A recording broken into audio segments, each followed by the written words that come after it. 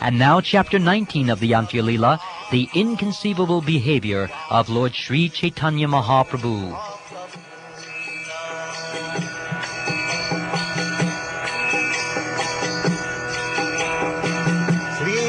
Krishna Chaitanya Prabhu Nityananda Shiyatayta Gadadha Sivasati Gaudhana.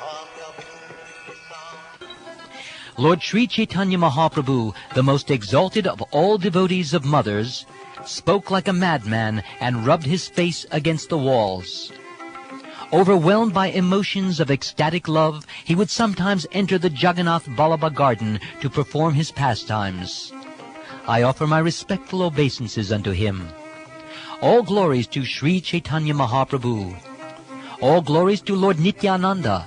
All glories to Advaitacharya. And all glories to all the devotees of Lord Chaitanya Mahaprabhu. In the ecstasy of love of Krishna, Sri Chaitanya Mahaprabhu thus behaved like a madman, talking insanely all day and night. Jagadananda Pandit was a very dear devotee of Sri Chaitanya Mahaprabhu. The Lord derived great pleasure from his activities. Knowing his mother to be greatly afflicted by separation, the Lord would send Jagadananda Pandit to Navadvip every year to console her. Sri Chaitanya Mahaprabhu told Jagadananda Pandit, "Go to Nadia and offer my obeisances to my mother. Touch her lotus feet in my name. Tell her for me, please remember that I come here every day and offer my respects to your lotus feet. Any day you desire to feed me, I certainly come and accept what you offer. I have given up service to you and have accepted the vow of sannyas. I have thus become mad and have destroyed the principles of religion. Mother, please do not take this as an offense, for I, your son, am completely dependent upon you. I am staying here at Nilachal, Jagannath Puri, according to your order. As long as I live, I shall not leave this place."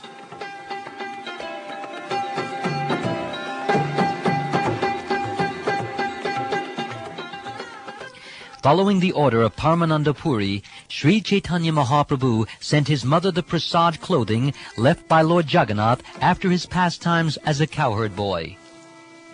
Sri Chaitanya Mahaprabhu very carefully brought first-class prasad from Lord Jagannath and sent it in separate packages to his mother and the devotees at Nadia.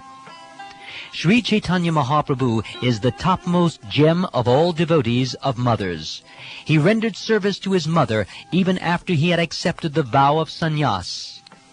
Jagadananda Pandit thus returned to Nadia, and when he met Sachi Mata, he conveyed to her all the Lord's salutations. He then met all the other devotees, headed by Advaitacharya, and gave them the prasad of Jagannath. After staying for 1 month, he took permission from Mother Sachi to leave. When he went to Advaitacharya and also asked his permission to return, Advaita Prabhu gave him a message to deliver to Sri Chaitanya Mahaprabhu.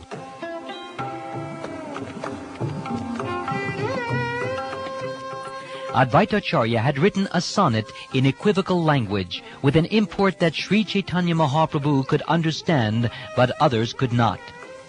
In his sonnet, Advaita Prabhu first offered his obeisances hundreds and thousands of times unto the lotus feet of Sri Chaitanya Mahaprabhu. He then submitted the following statement at his lotus feet.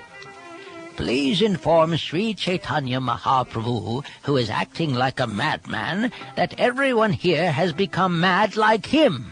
Inform him also that in the marketplace rice is no longer in demand.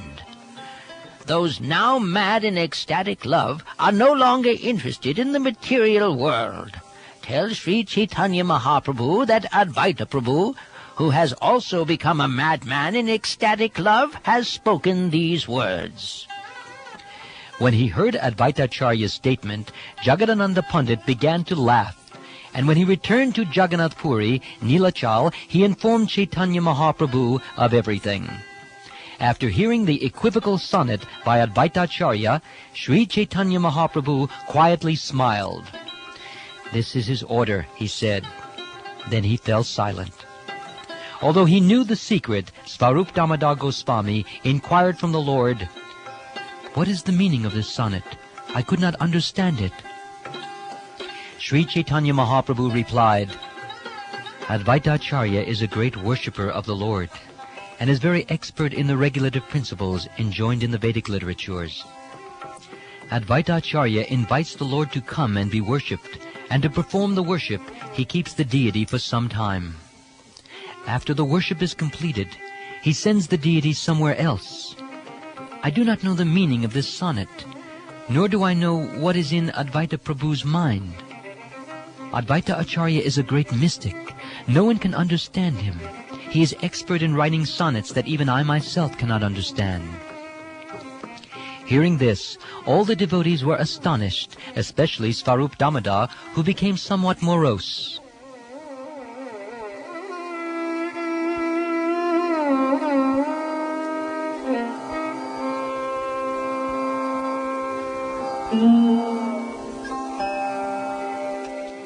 From that day on, Sri Chaitanya Mahaprabhu's emotional state changed markedly. His feelings of separation from Krishna doubled in intensity. As his feelings of separation in the ecstasy of Srimati Radharani increased at every moment, the Lord's activities, both day and night, were now wild, insane performances. Suddenly there awoke within Sri Chaitanya Mahaprabhu the scene of Lord Krishna's departure to Mathura, and he began exhibiting the symptom of ecstatic madness known as Udgurna. Sri Chaitanya Mahaprabhu spoke like a madman, holding Ramananda Roy by the neck, and he questioned Svarup Damodar, thinking him to be his gopi friend. Just as Srimati Radharani inquired from her personal friend Vishaka, Sri Chaitanya Mahaprabhu, reading that very verse, began speaking like a madman. He said, "My dear friend, where is Krishna, who is like the moon rising from the ocean of Maharaj Nanda's dynasty? Where is Krishna, his head decorated with a peacock feather? Where is he? Where is Krishna, whose flute produces such a deep sound? Oh, where is Krishna, whose bodily luster is like the luster of the blue Indranila jewel? Where is Krishna, who is so expert in Ras dancing? Oh, where is he who can save my life?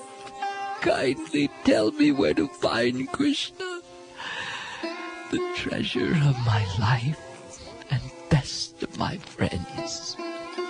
Feeling separation from him, I hereby condemn Providence, the shaper of my destiny."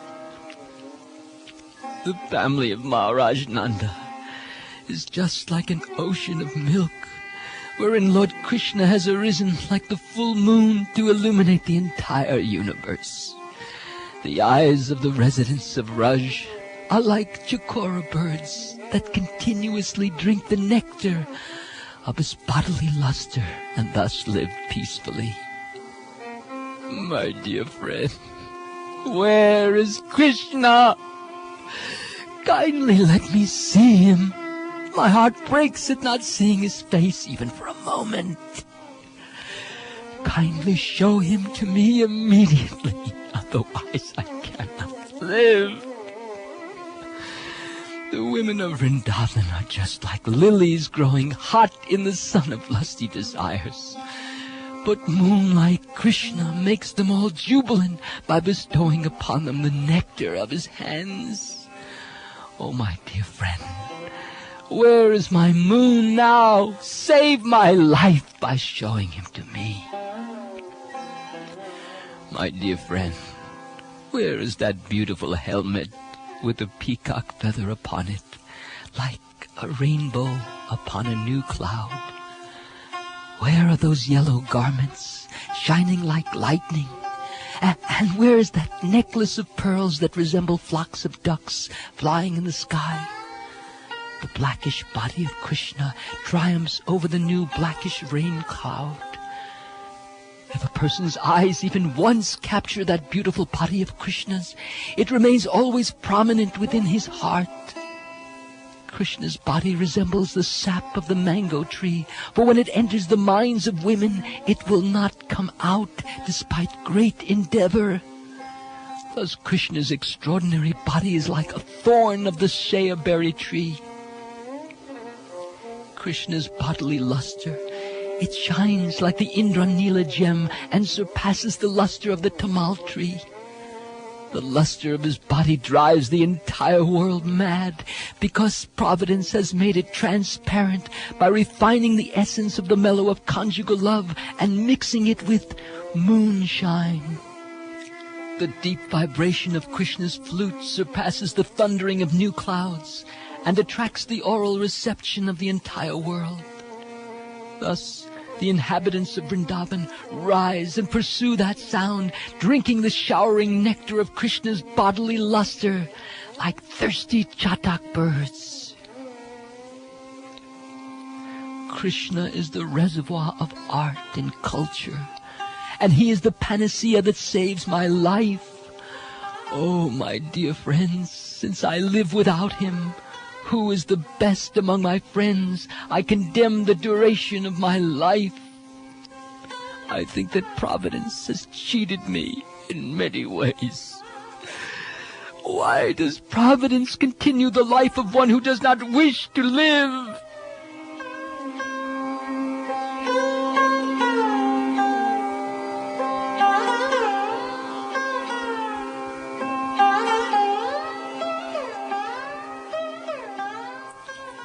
This thought aroused anger and lamentation. Sri Caitanya Mahaprabhu then read a verse from Srimad Bhagavatam that chastises Providence and makes an accusation against Krishna. Oh, Providence, you have no mercy.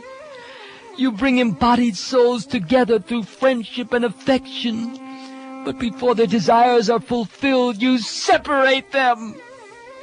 Your activities are like the foolish pranks of children. Providence, you do not know the purport of loving affairs, and therefore you baffle all our endeavors. This is very childish of you. If we could catch you, we would give you such a lesson that you would never again make such arrangements. Oh, cruel Providence, you are very unkind. For you bring together in love people who are rarely in touch with each other. Then, after you have made them meet, but before they are fulfilled, you again spread them far apart. Oh, Providence, you are so unkind. You reveal the beautiful face of Krishna and make the mind and eyes greedy. But after they have drunk that nectar for only a moment, you whisk Krishna away to another place. This is a great sin, because you thus take away what you have given us in charity. Oh, misbehave, Providence. If you reply to us, Akrura is actually at fault, why are you angry with me? Then I say to you, Providence, you have taken the form of Akrura and have stolen Krishna away. No one else would behave like this. Oh, but this is the fault of my own destiny. Why should I needlessly accuse you? There is no intimate relationship between you and me. Krishna, however, is my life and soul. It is we who live together, and it is he who has become so cruel. He for whom I have left everything is personally killing me with his own hands. Krishna has no fear of killing women. Oh, no. Indeed, I am dying for him, but he doesn't even turn back to look at me. Within a moment, he has broken off our loving affairs. Yet, why should I be angry with Krishna? It is the fault of my own misfortune.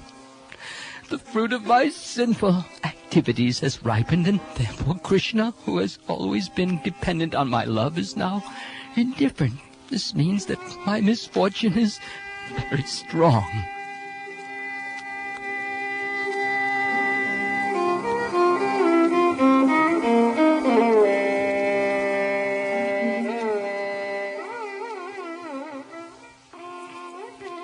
In this way, Sri Chaitanya Mahaprabhu lamented in the mood of separation. Alas, alas, O Krishna, where have you gone?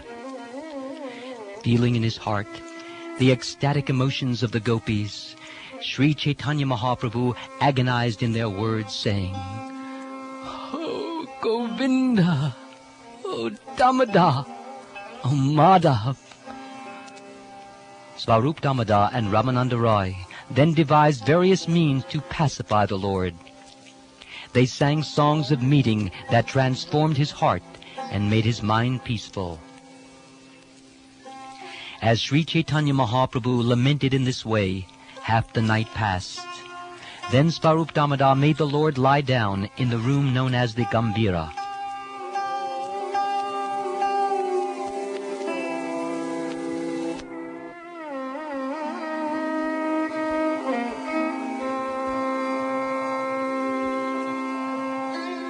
After the Lord was made to lie down, Ramananda Rai returned home, and Svarup Damodar and Govinda lay down at the door of the Gambhira.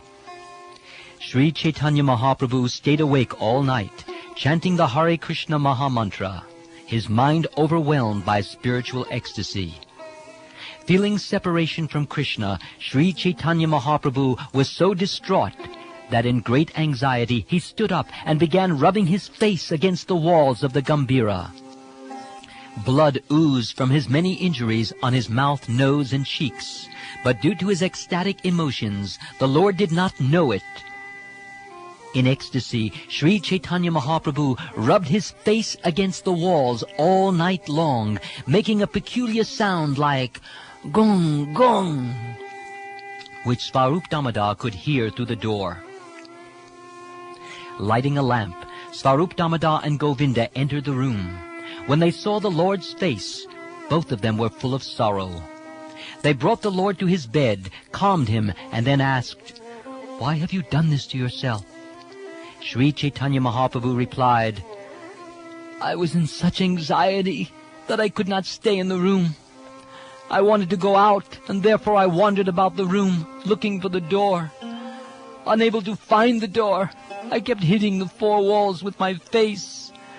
My face was injured, and it bled, but I still could not get out."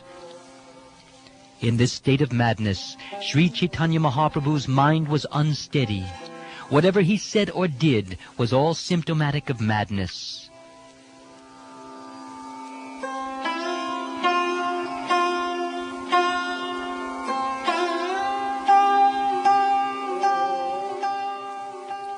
Svarup Damodar was very anxious, but then he had an idea. The following day, he and the other devotees considered it together. After consulting with one another, they entreated Sri Chaitanya Mahaprabhu to allow Shankara Pandit to lie down in the same room with him. Thus, Shankara Pandit lay at the feet of Sri Chaitanya Mahaprabhu, and the Lord placed his legs upon Shankara's body. Shankara became celebrated by the name the Pillow of Sri Chaitanya Mahaprabhu. He was like Vidura, as Shukdev Goswami previously described him. When submissive Vidura, the resting place of the legs of Lord Krishna, had thus spoken to Maitreya, Maitreya began speaking, his hair standing on end due to the transcendental pleasure of discussing topics concerning Lord Krishna. Shankara massaged the legs of Sri Chaitanya Mahaprabhu, but while massaging, he would fall asleep and thus lie down. He would lie asleep without a covering on his body, and Sri Chaitanya Mahaprabhu would get up and wrap him with his own quilt. Shankara Pandit would always fall asleep, but he would quickly awaken, sit up, and again begin massaging the legs of Sri Chaitanya Mahaprabhu. In this way, he would stay awake the entire night. Out of fear of Shankara, Sri Chaitanya Mahaprabhu could neither leave his room nor rub his lotus-like face against the walls. This pastime of Sri Chaitanya Mahaprabhu's has been described very nicely by Raghunath Das Goswami in his book known as Gauranga Stava Kalpaviksha. Because of separation from his many friends in Vrindavan, who were like his own life, Sri Chaitanya Mahaprabhu spoke like a madman. his intelligence was transformed. Day and night he rubbed his moon-like face against the walls, and blood flowed from the injuries. May that Sri Chaitanya Mahaprabhu rise in my heart and make me mad with love. Sri Chaitanya Mahaprabhu in this way stayed immersed day and night in an ocean of ecstatic love for Krishna. Sometimes he was submerged, and sometimes he floated.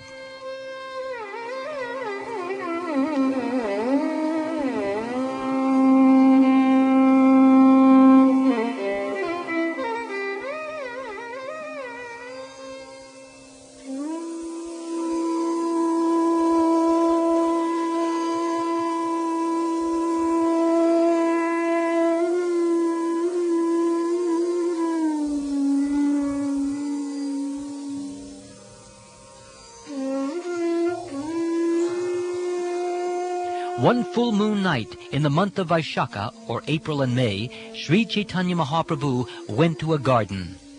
The Lord, along with his devotees, entered one of the nicest gardens called Jagannath Vallabha. In the garden were fully blossomed trees and creepers, exactly like those in Vrindavan. Bumblebees and birds like the shuka, shadi, and pika talked with one another. A mild breeze was blowing, carrying the fragrance of aromatic flowers. The breeze had become a guru and was teaching all the trees and creepers how to dance. Brightly illuminated by the full moon, the trees and creepers glittered in the light. The 6 seasons, especially spring, seemed present there. Seeing the garden, Sri Chaitanya Mahaprabhu, the Supreme Personality of Godhead, was very happy. In this atmosphere, the Lord had his associates sing a verse from the Gita Govinda, beginning with the words, Lalita Lavanga Lata, as he danced and wandered about with them.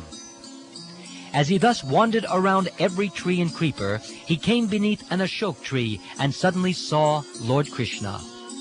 When he saw Lord Krishna, Sri Chaitanya Mahaprabhu began running very swiftly, but Krishna smiled and disappeared. Having first gotten Krishna and then having lost him again, Sri Chaitanya Mahaprabhu fell to the ground unconscious. The entire garden was filled with the scent of Lord Sri Krishna's transcendental body. When Sri Chaitanya Mahaprabhu smelled it, he fell unconscious at once. The scent of Krishna's body, however, incessantly entered his nostrils, and the Lord became mad to relish it. Srimati Radharani expressed to her gopi friends how she hankers for the transcendental scent of Krishna's body. Sri Chaitanya Mahaprabhu recited that same verse and made its meaning clear. He said, "The scent of Krishna's transcendental body surpasses the aroma of musk and attracts the minds of all women. The 8 lotus-like parts of his body distribute the fragrance of lotuses mixed with that of camphor. His body is anointed with aromatic substances like musk, camphor, sandalwood, and aguru.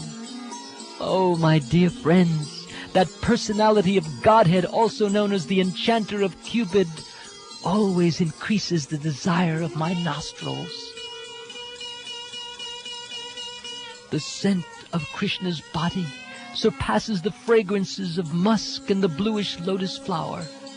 Spreading throughout the 14 worlds, it attracts everyone and makes the eyes of all women blind.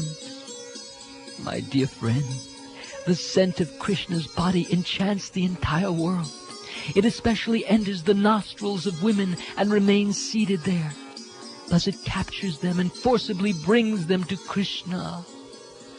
Krishna's eyes, navel, face, hands, and feet are like 8 lotus flowers on his body. From those 8 lotuses emanate a fragrance like a mixture of camphor and lotus. That is the scent associated with his body. When sandalwood pulp with aguru, kunkum, and musk is mixed with camphor and spread on Krishna's body, it combines with Krishna's own original bodily perfume and seems to cover it. The scent of Krishna's transcendental body is so attractive that it enchants the bodies and minds of all women. It bewilders the nostrils loosens their belts and hair, and makes them mad women. All the women of the world come under its influence, and therefore the scent of Krishna's body is like a plunderer. Falling completely under its influence, the nostrils yearn for it continuously, although sometimes they obtain it and sometimes not. When they do, they drink their fill, though they still want more and more, but if they don't, out of thirst they die. The dramatic actor, Madan Mohan, has opened a shop of scents that attract the women of the world to be his customers. He delivers the scents freely, but they make the women all so blind that they cannot find a path returning home.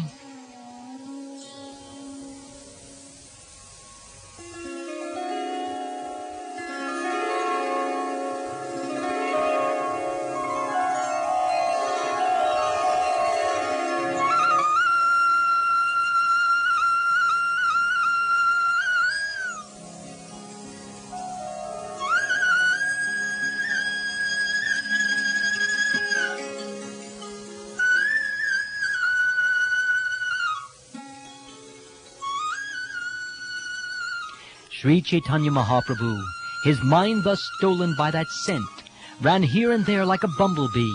He ran to the trees and plants, hoping that Lord Krishna would appear, but instead he found only the scent of Krishna's body. Both Svarup Damodar and Ramananda Roy sang to the Lord, who danced and enjoyed happiness until the morning arrived. Then they devised a plan to revive the Lord to external consciousness. Thus I, Krishna Das, the servant of Srila Rupa Goswami, have sung of 4 divisions of the Lord's pastimes in this chapter. The Lord's devotion to his mother, the words of madness, his rubbing his face against the walls at night, and his dancing at the appearance of Lord Krishna's fragrance. Sri Chaitanya Mahaprabhu thus returned to consciousness. He then bathed and went to see Lord Jagannath. The pastimes of Lord Krishna are uncommonly full of transcendental potency. It is a characteristic of such pastimes that they do not fall within the jurisdiction of experimental logic and arguments. When transcendental love of Krishna awakens in one's heart, even a learned scholar cannot comprehend one's activities. The activities and symptoms of that exalted personality in whose heart love of Godhead has awakened cannot be understood even by the most learned scholar. The activities of Sri Chaitanya Mahaprabhu are undoubtedly uncommon, especially his talking like a madman. Therefore, one who hears of these pastimes should not put forward mundane arguments. He should simply hear the pastimes with full faith. The evidence of the truth of these talks is found in Srimad Bhagavatam. There, in the section of the 10th canto known as Brahmada Gita, the song to the bumblebee, Srimati Radharani speaks insanely in ecstatic love for Krishna. The songs of the queens at Dwarka, which are mentioned at the end of the 10th canto of Srimad Bhagavatam, have a very special meaning. They are not understood even by the most learned scholars. If one becomes a servant of the servants of Sri Chaitanya Mahaprabhu and Lord Nityananda Prabhu and is favored by them, he can believe in all these discourses. Just try to hear these topics with faith, for there is great pleasure even in hearing them. That hearing will destroy all miseries pertaining to the body, mind, and other living entities, and the unhappiness of false arguments as well. Caitanya Caritamrta is ever increasingly fresh. Continuously hearing it pacifies one's heart and ear. Praying at the lotus feet of Sri Rupa and Sri Raghunath, always desiring their mercy, I, Krishna Das, narrate Sri Caitanya Caritamrta following in their footsteps.